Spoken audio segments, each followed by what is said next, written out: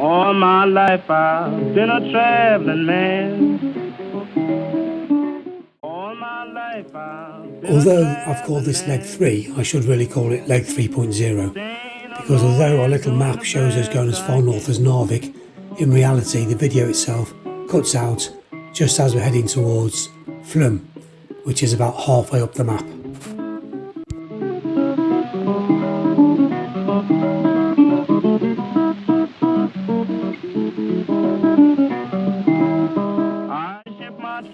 After disembarking from the ferry in Kristiansand, we're hoping to get to Stavanger the first night, but unfortunately we hit massive amounts of traffic as we're heading north, so it never happened. Instead we find ourselves a nice little park up in a place called Mandal. Small town, parked up, had a wander around, all very pleasant, and then early night before our expected journey the next day.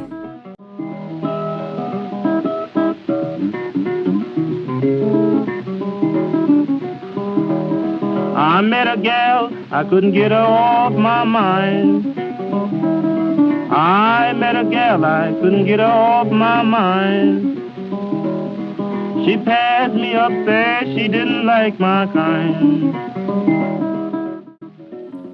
Next day saw us heading north towards Stavanger. We're actually going to a park up near the Swords in the Rock, which is a monument to the impressively named Harald Fairhair, who actually was responsible for pulling Norway together as a kingdom back in 872. Very, very impressive monument. So eat your heart out, King Arthur and Excalibur. These are some seriously BFO swords.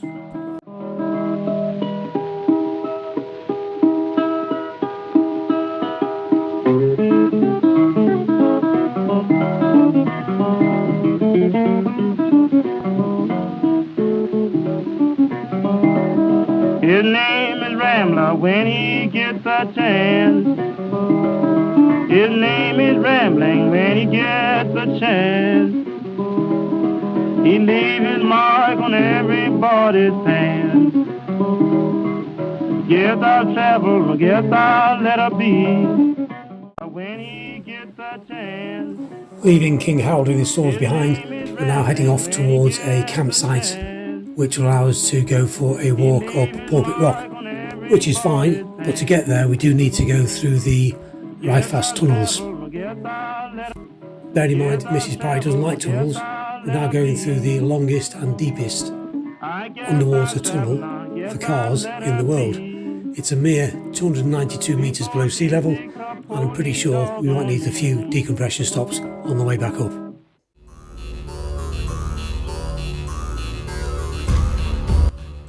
We did find quite quickly that Norway has lots and lots of little roadway stops with some fantastic views, normally with water, normally with toilets, and the toilets are heated. Bargain.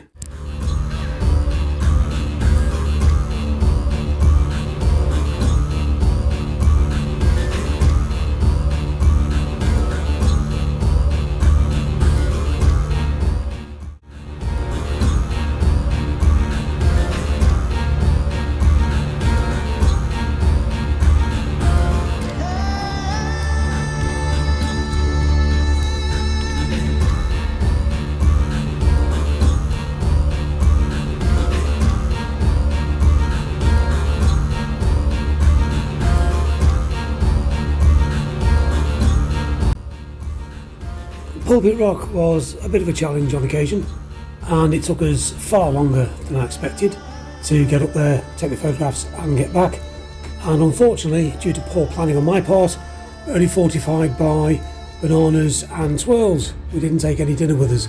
Big mistake.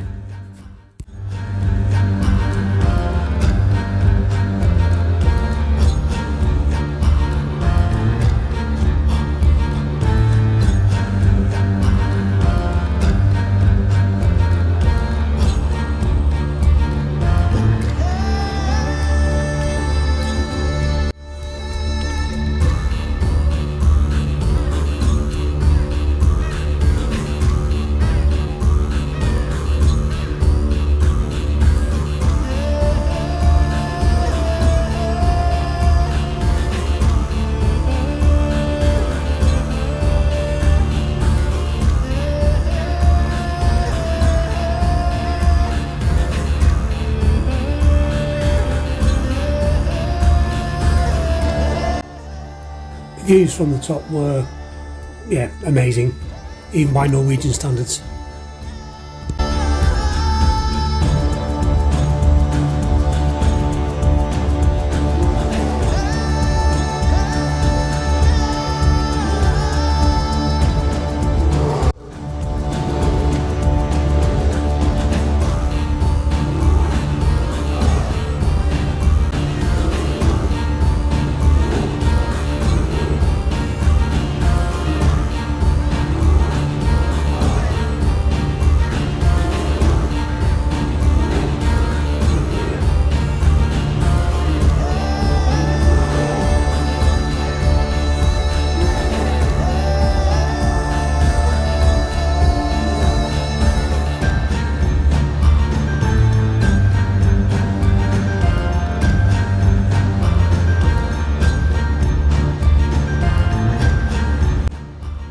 Lots of fjords, ferries, tunnels and bridges, as you'd expect. The one thing we did find was getting anywhere in Norway took far, far longer than we expected or we planned for.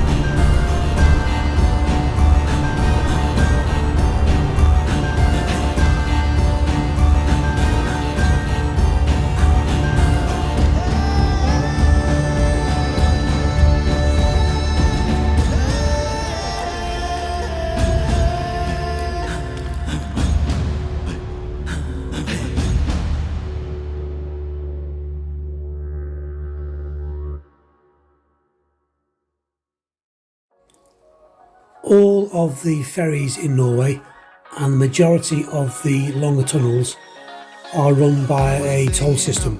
So before we left the UK, we signed ourselves up for a small contract with one of the Norwegian firms that provide a little tag that goes in the windscreen of your motorhome, and then as you go through the tunnel or as you arrive on the ferry, it is automatically logged and registered, and at the end of the month you get a bill. All nice and straightforward and surprisingly inexpensive.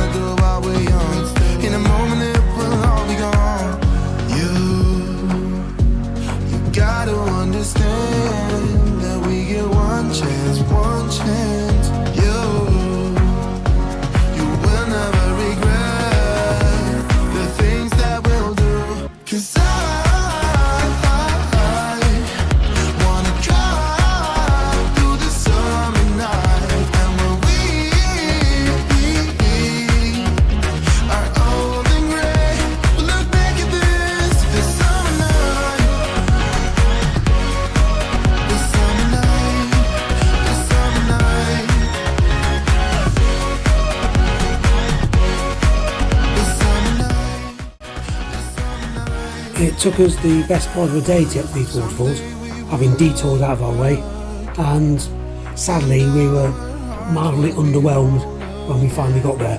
But it wasn't too bad. It was quite nice. A bit of a tourist trap, but we stayed in the car park overnight, all nice and quiet, and then left the following morning.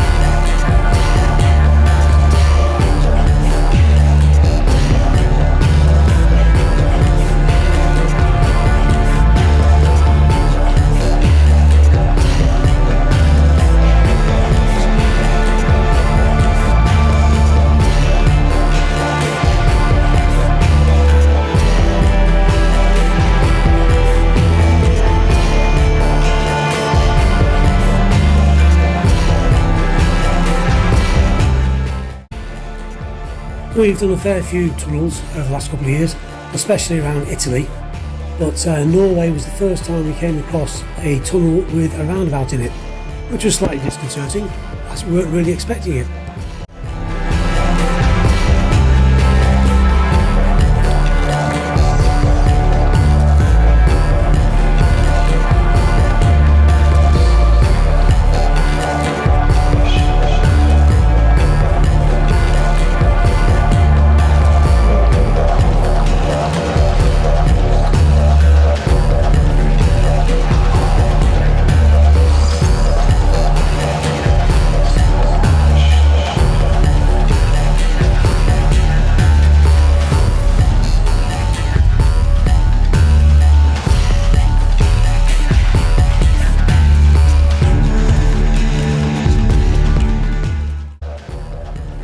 Some of the tunnels were 20, 25, 30 kilometres long, which was always quite entertaining because you never knew what you're going to find when you popped out the other end. You might enter the tunnel in brilliant sunshine, green fields, grass, cows, sheep, pop out the other end and it's snow, ice, clouds. You just didn't know what to expect.